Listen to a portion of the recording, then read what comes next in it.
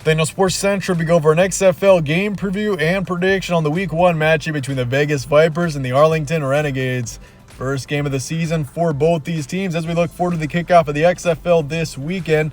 This is a spring football league, which actually was pretty popular in 2020 before it got canceled, and it is back in 2023. And that said, this is the first game to kick off of the season. We'll be going over a full game preview and prediction on this match here today. Let's get started.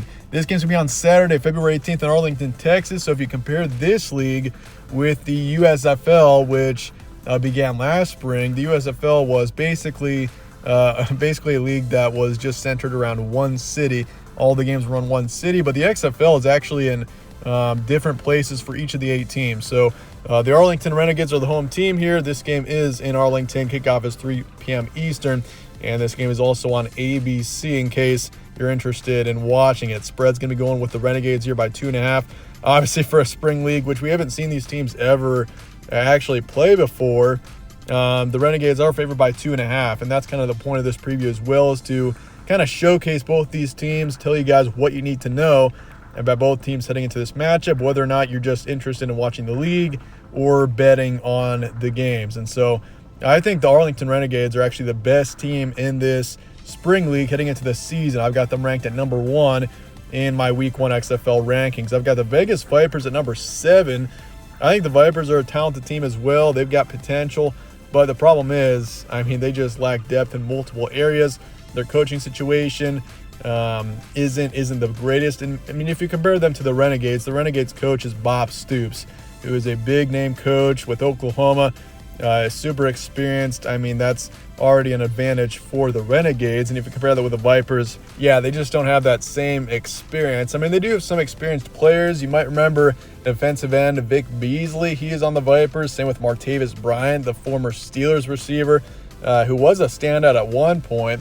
And they also got running back Matt Jones. They've got some standout experienced players. And they also got Luis Perez, who has been a standout quarterback in spring leagues in the past. You might remember him from the AAF a few years back. He was in the XFL back in 2020. He was in the USFL last season, so he's been all over the spring leagues. And in general, especially last season, he did have a positive impact, so something to keep in mind. But when it comes to defense, this team doesn't have much, and they also lack experience in coaching once again. And for the Renegades, being a team that's really stacked in talent, I'd say this is the most complete team in the XFL. And especially, I think they've got the highest ceiling in the league. I think they're definitely worthy of being ranked as the top team. Once again, I mentioned Luis Perez. You got experienced players on this team, but a questionable ceiling. Once again, you look back at some of the experienced players I'm talking about with Vic Beasley and Martavis Bryant.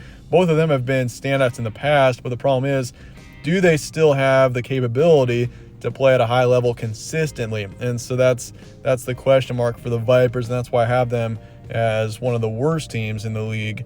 But for the Renegades, I think this is the most complete team in the XFL. You look at the talent on this team, especially Kyle Sloter, the USFL standout quarterback.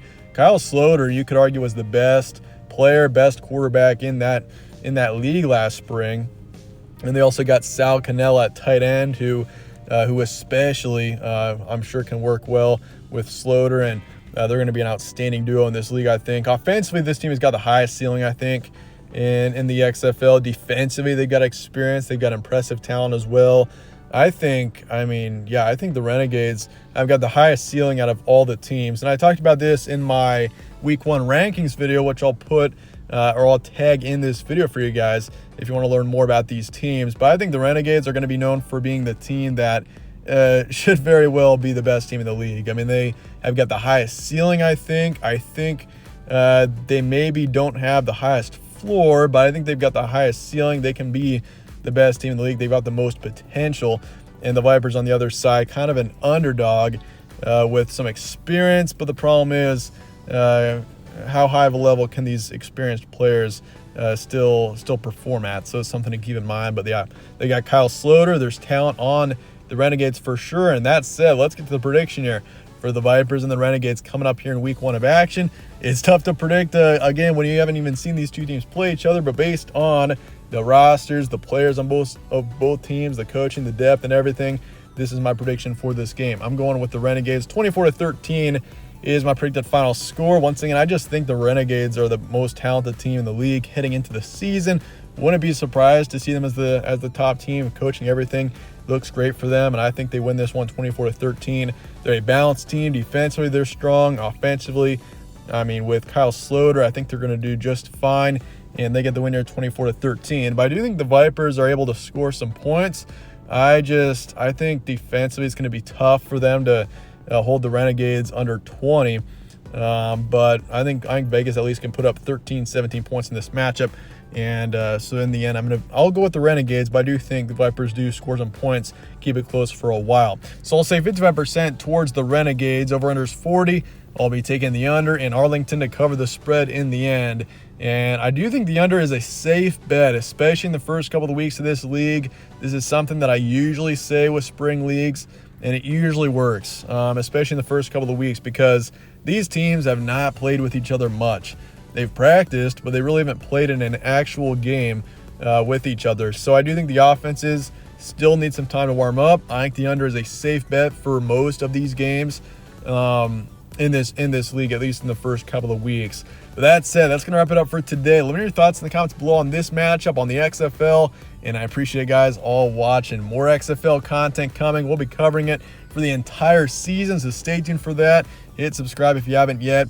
Drop a like on this video. Everything is appreciated. But that said, stay tuned for more from All Sports Central. Catch you on the next one.